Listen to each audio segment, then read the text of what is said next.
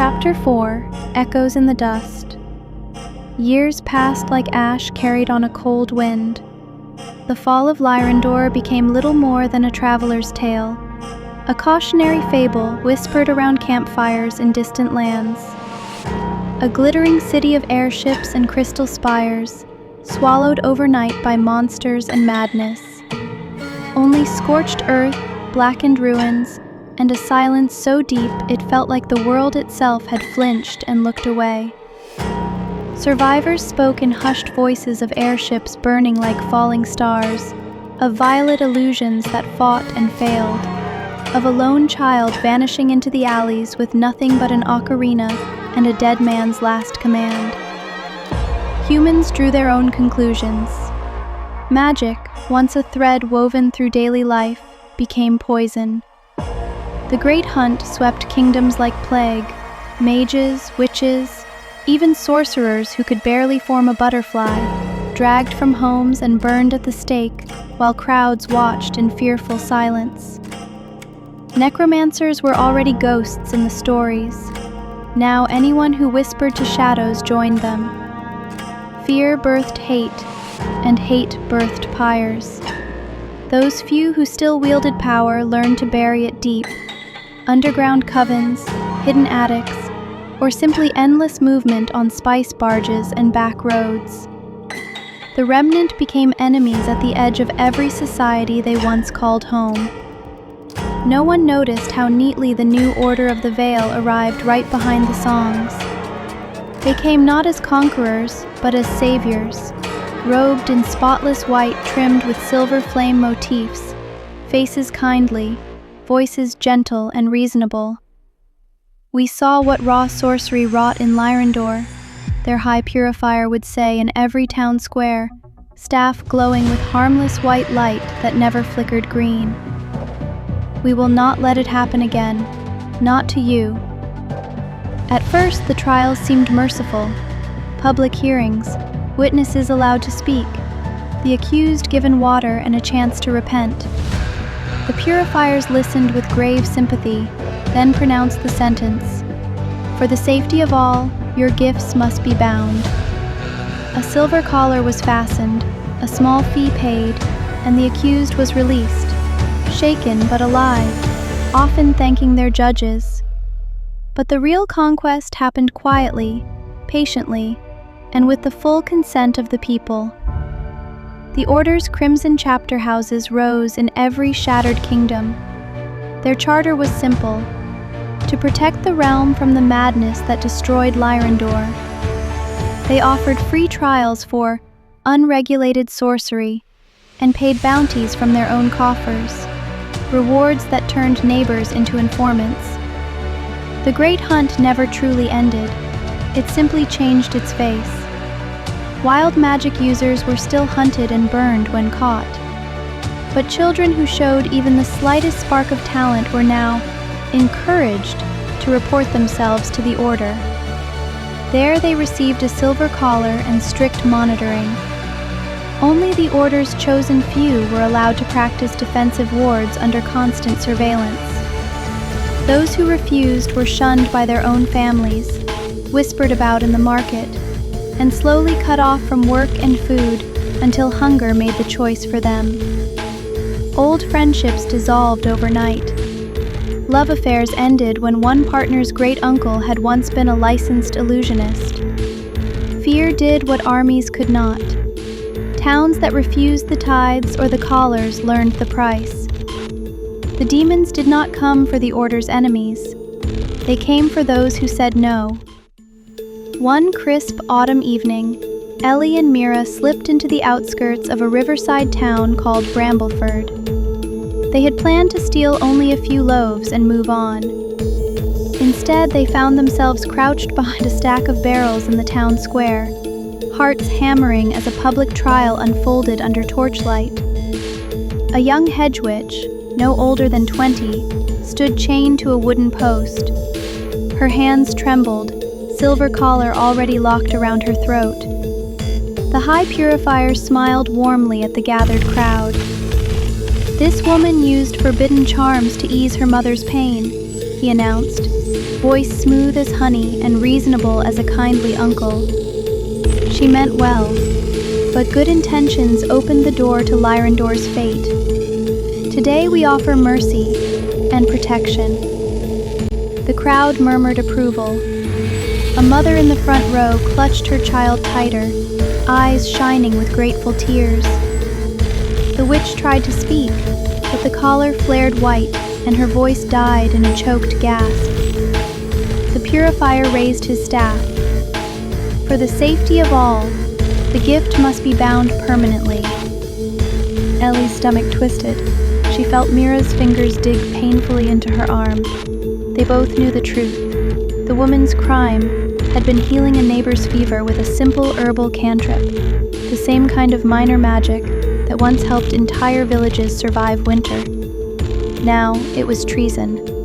The order didn't need to burn her themselves. The crowd would cheer while the collar slowly crushed her talent until she was little more than a hollow shell. One by one, people stepped forward to thank the purifier, their voices sincere and relieved. Blackthorn Hollow was the loudest refusal. Its mayor publicly shattered a silver collar and declared the town would rather die free than live collared. 3 nights later, the screams began. Husbands returned at dusk, wearing their own faces, but with smiles too wide and eyes too empty. Children walked in their sleep toward the tree line, humming twisted fragments of the old harvest symphony. By dawn, every soul lay where they had fallen, throats torn or chests opened in ritual cuts that matched the runes on the ancient door. The order arrived by midday, white robes pristine. "See what raw sorcery invites," the high purifier intoned. Within a week, Blackthorn Hollow flew the silver flame banner. Its survivors, hollow-eyed and broken, paid triple the usual tithe just to sleep without nightmares. The pattern repeated with cruel precision. In Ashenford, the Blacksmiths' Guild drove out the collectors with hammers and hot iron. 4 days later, skeletons wearing the tattered remnants of their own militia marched through the streets at midnight, moving with unnatural coordination. Families barricaded doors only to hear their own children whispering secrets that turned neighbor against neighbor. Livestock was found drained of blood, arranged in spiraling sigils. When the sun rose, the guild hall flew the silver flame, and the surviving blacksmiths quietly accepted the new collars while their forges were seized for sanctified maintenance. Economically, the grip tightened like a silk noose. Airship guilds lost licenses unless they accepted order advisors aboard. Crystal engines required triple-priced, sanctified upkeep, performed only by order-licensed artificers. Farmers who once used minor weather charms now faced ruin when those charms were outlawed. Their land was auctioned at bargain rates to shell companies whose true owners never showed their faces. Within 3 years, half the fertile valleys between the kingdoms belonged to the order in all but name. Socially, the change was even more insidious. Magic became not just feared, but shameful. Children who showed talent lived in terror of being reported. Those who were collared learned to flinch at their own shadow. The people did not feel conquered. They felt protected. They paid their tithes willingly. They cheered when another dangerous sorcerer was led away in chains. They slept better knowing the Order's crimson patrols walked the roads at night, their green lanterns glowing like beacons of safety. And all the while, the real power drained away, coin by coin, field by field, loyalty by loyalty, into the unseen vaults beneath the new chapter houses.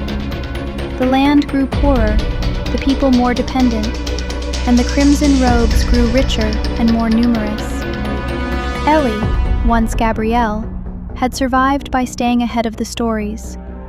She was 16 now, taller, leaner, her dark blonde hair cropped short against lice and recognition. She had learned to never play her ocarina where anyone might connect the melody to the old harvest symphony.